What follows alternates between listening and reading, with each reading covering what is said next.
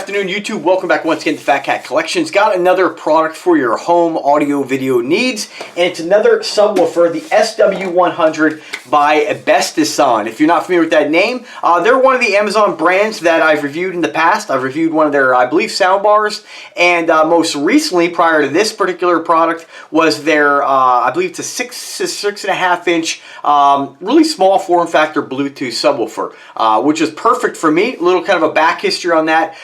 You know, the bedroom, depending on where you live, you may not want to have two 15s in your bedroom for your home theater system, right? Sometimes you want to watch a movie in bed, you want it to sound good. Hence, most of the time I use a soundbar by Vizio, but there are times where I want to use my in-wall system I put in. And I know a lot of times in videos, and if you don't like it, you don't have to watch, but I like to give kind of a little bit of story and get a little bit of information for those who are, thinking about adding, in this case, a home theater system to a specific room, and just kind of things to think about. I know as human beings, we all want more, better, bigger. It's always kind of the theme. I'm guilty of that too, right? 70-inch TV, I barely even watch it. I'm already looking at an 80, right? For why, I don't know.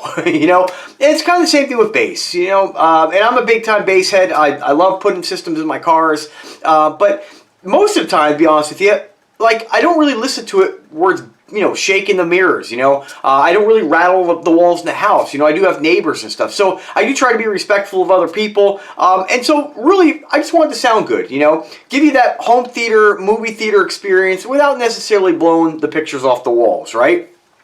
And so in that case, if you're just looking for a little extra bass that plays nice and deep, that's perfect for, home theater, and if you're looking for something comparable to a soundbar type of sound, but you have a Dolby Digital receiver, check out their other subwoofers, right? What I did with this one is I tucked it behind my bed, and I wanted to put something really small and low profile. And if you wanted to buy something that was really small and low profile, you're really limited to find something that'll go underneath a bed. So in this case, this subwoofer was only about, I'd say about that deep, a little bit higher, like maybe 13, 14 inches. I was able to tuck it up against the wall behind the headboard, and everything just, it's kind of like a sleigh bed, so there's a little bit of room back there. But not for something like this, not for your standard subwoofer. And this is going to be an 8-inch, so you can see the box is pretty big.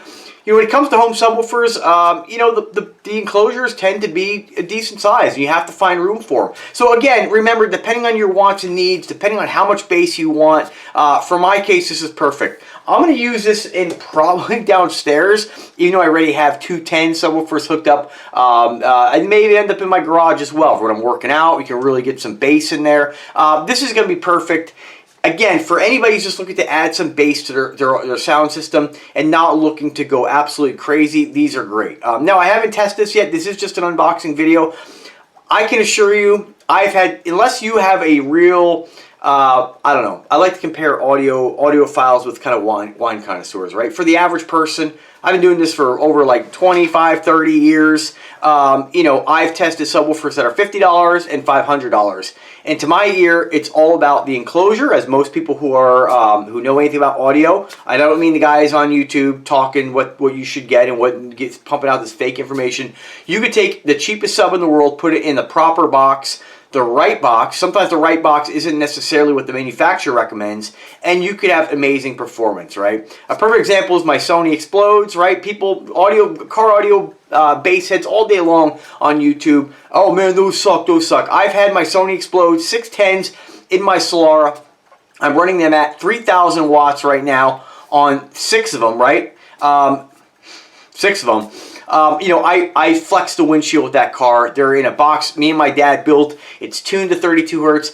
And again, these are $50 Walmart priced subs, and they bang. And I've had them in there since 2008 or 9. So for folks, again, who think you have to spend $1,000, $500, you have to go get, super high-end home audio sub, just not the case. Now, if you're a guy who buys something like this and you overdrive it and then you blow it, then maybe you do need something more insane. Remember, sound is subjective, and so everybody's going to have different wants and needs, right? And the room is really, important too. You can put a small sub in the right room, and you can put a huge sub in the room that's not really, the sub's not really in the sweet spot, and you might get more output out of the smaller one, right? So just kind of keep that in mind. A nice thing about Amazon is that most of these companies like this one here, Bestisan, have free returns. Right now, this sub is $130 with a $30 off coupon. $100 is going to get you 150 watts of power. Again, I'm not like Big D Wiz who tests these amplifiers. You know, you have to take it with a grain of salt. But I can tell you, in a home environment, if you're in an apartment, if you're in a townhouse, if you're in a home with neighbors that are pretty close, this is going to be perfect for most people's wants and needs. And in all honesty, again, it is subjective. When I'm listening to a soundtrack, or not a soundtrack, but like a movie, right? I don't really want the bass so insane that I can't really enjoy the movie. That's me personally. That may not be you. Again, you have to figure out what's going to work for you. So let's talk about what you get here. We're going to do an unboxing. Bestisan 8-inch, 150 watt powered subwoofer. They say incredible deep bass, easy home setup. And I will come back after I hook this up. And, you know, again, I didn't really worry too much about the hookup because what I say sounds good. You may not think so, right? I could assure you, though, from my ear, I know I'm going to be happy with this. What I find, my personal preference about a home subwoofer, you know, what you will find is that most home subwoofers are going to be ported.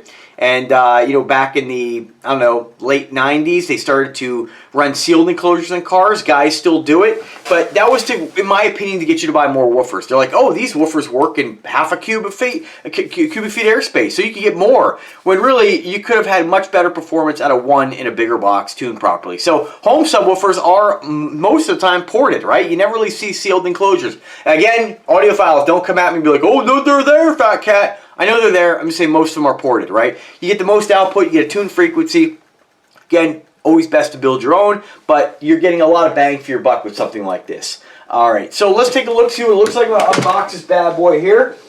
You guys know I don't normally do the unboxings just because it's kind of a pain in my setup. You know, I'm not looking to, you know, take the time to you know, film a video, have a professional editor, have a film crew. I don't have a studio set up. So, you know, these are just kind of raw and real unboxing videos. And again, folks, you know, I know I'm going to get the comments being like, you didn't even test it. Like, you can't tell what this is going to sound like through my Canon camcorder and then through YouTube and then through your speakers or phone, which is probably how most people are listening to this, right? Just kind of keep that in mind. You hearing it is totally pointless on a YouTube video.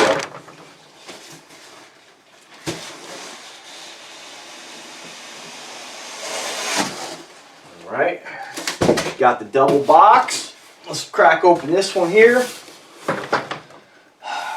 Not bad, SW100, pretty basic, right? Who cares about the box? It's cardboard. And you know, most of these, to be honest with you, one thing I always found kind of interesting about home audio and subwoofers, you know, most companies are always making these things look like one another. It does always make me wonder why they're always making them black, because if you look, most people are going to hide this in their home, right? I know I try to tuck these away in a corner somewhere where they're not real visible. You know, I don't want these things sticking out like an eyesore, although it's still going to, you know, I mean, it's still cosmetically not bad to look at, right? But here's a little bit of, you know, when I do these videos, I really like to let the companies know my 2 cents and give them kind of pointers on what I think, I don't know, that might do a little better. I might be totally alone on this, but I think that home subwoofers really should be white. You know, I think that more companies should make white home subwoofers because, let's face it, when you're, most people's molding in their home is white, right? Or it's going to be oak or something like that. Most people's walls are not going to be really dark like this. You know, most people are not painting, I know there are folks who do, right? But most people are not painting their walls black and having really dark colors. If they are, there's plenty of options for black subwoofers, right? But really making this white would, for me personally, just really blend into my decor better. And I think blend in for most people's decors. That's why you have things like Google Homes. Make sure she doesn't come on. You know, making, like, a lot of companies making interchangeable speaker bottoms, and they're white, right? Most home audio products are going to be white, you know, with the exception of, like, you know, most of your speakers out there. But again, I always, you know, just my 2 cents, I always thought it's odd that companies are always making these black. So, all right, so what do you get? You get a very short RCA cable. This is going to be your audio cable for the subwoofer in. Really short. That's a little bit of a, you know, I mean, I don't really get too concerned with stuff like this. This wouldn't prevent me from buying it, but this is probably like a 6 to 8 footer. Pretty small. Most folks who are going to have a subwoofer might have to run it and tuck it into a corner somewhere. Give somebody maybe a shielded cable, 15 feet. You know, even an unshielded cable with 20 feet, you may get noise through it, but it just depends. Again, this is pretty small, but it does do the job. At least they gave you something. You have a power supply with a power adapter, AC/DC adapter. Looks like we have some pretty good length on this. I'd probably say maybe about 10 feet. Just kind of guessing. You have two different portions here. What's cool about that too is if you do have a problem with the power supply, I have seen amplifiers in subwoofers over the years. I had an old one way back in the day. It doesn't turn on, right? So that might be something simple like the power supply. It's nice that these components are separate because if one day something fails, at least you can try to troubleshoot this first without necessarily having to throw the whole thing away. I'm going to get a little closer here so we can see what this bad boy looks like. I like it. I like the fact it's not square. It's actually rectangular, so it's deeper than it is wide, which I think makes it a little easier to tuck away next to a couch. I think I like the grill. This is pretty nice. They have their Bestisan logo on the front. It's not just a black grill. They have a little bit of logo. Kind of like I don't know if this is like a melamine or whatnot. You have your amplifier on the back.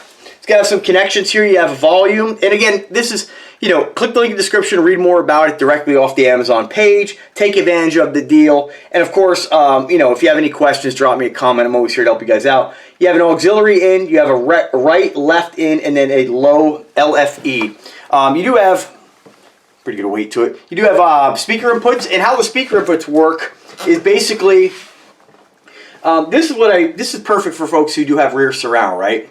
So which is how I may hook this up. So I have some wired rear surround. Most people do.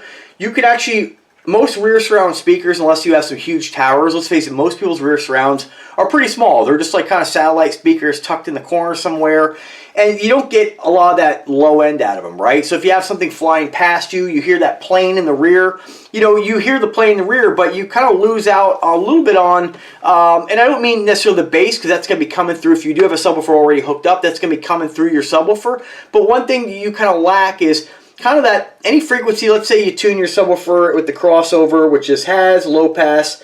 Most people tune about 80 to 100 hertz, right?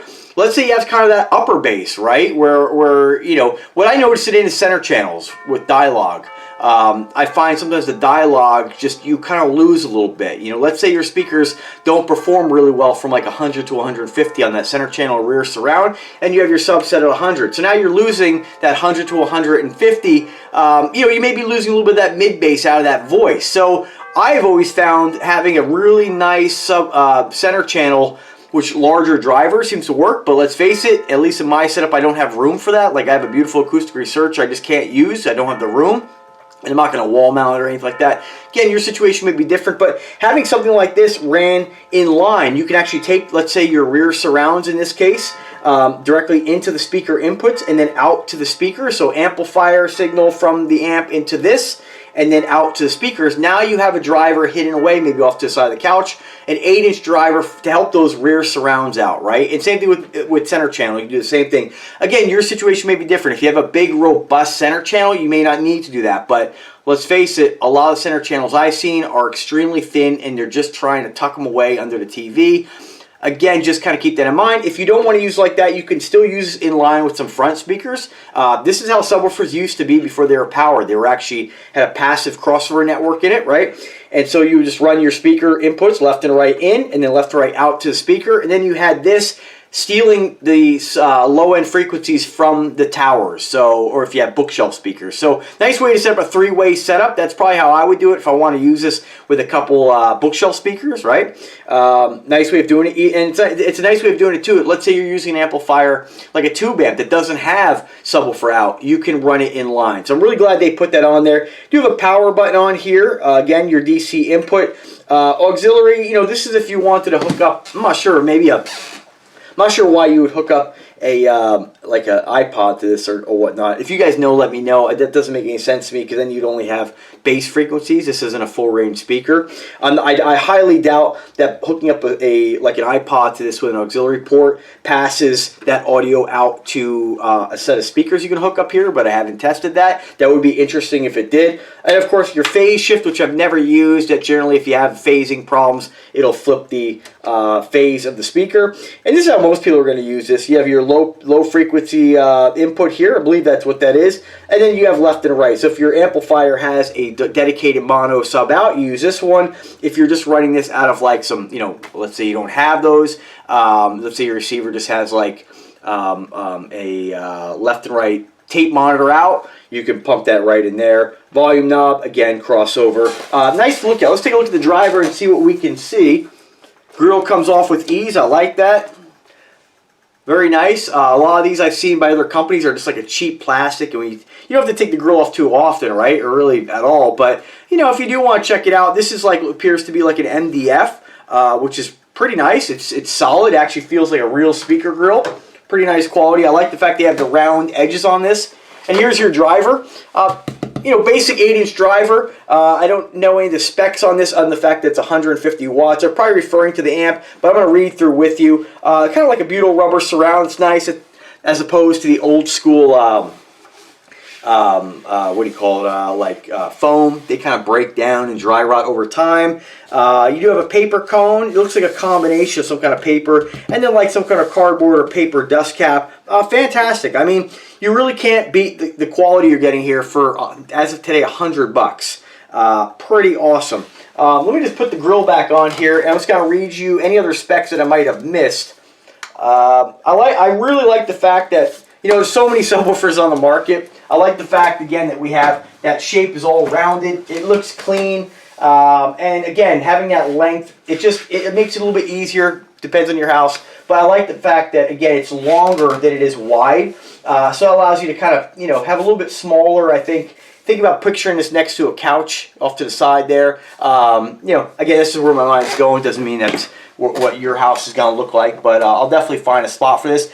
It's a #1 new release on Amazon. Right now, I don't see any rating on this. So after I test this, I may put my 2 cents in on there, see what it sounds like. They just say here, incredible deep bass. Take that with a grain of salt. But you can get a lot of bass out of 6s and 8s. In a car environment, if you're using 1/8 in a car, depending on your wants and needs, you want to shake the mirrors. You may need more than that, more power. Car environment is totally different than a home environment. But for home, is going to be awesome. Let's see here. It says high level inputs, which I told you guys already about. LFE in connection, that's a low frequency. That's your subwoofer out or the RCA line in.